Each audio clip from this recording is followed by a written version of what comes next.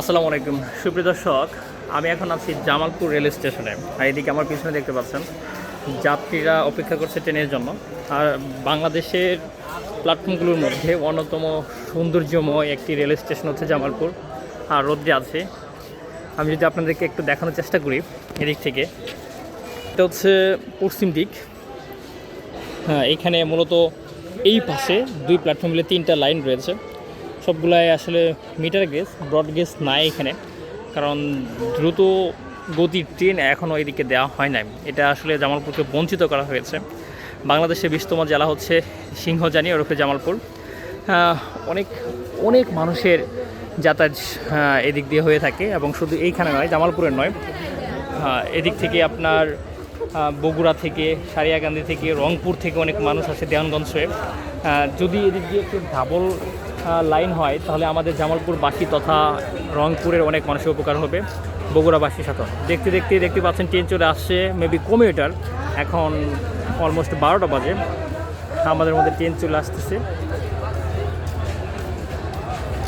আমাকে ছেড়ে দাও, আমি আর বাঁচতে চাই না এই নোংরা পৃথিবীতে। হৃদয়, আমাকে ধরিস না জেপি। যাই হোক, এটা যাবে হচ্ছে দেওয়ানগঞ্জ কমিউটার। অলরেডি চলে আসতেছে।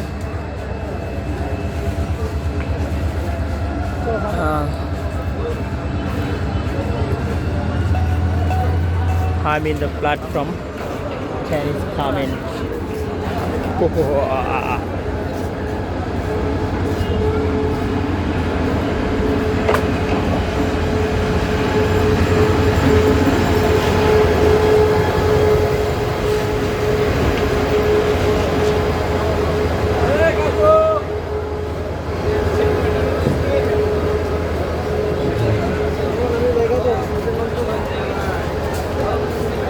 আসলে নিম্ন মধ্যবিত্ত পরিবারদের জন্য এই ট্রেনটি অত্যন্ত জনপ্রিয়, কেননা এই ট্রেনের ভাড়া কম।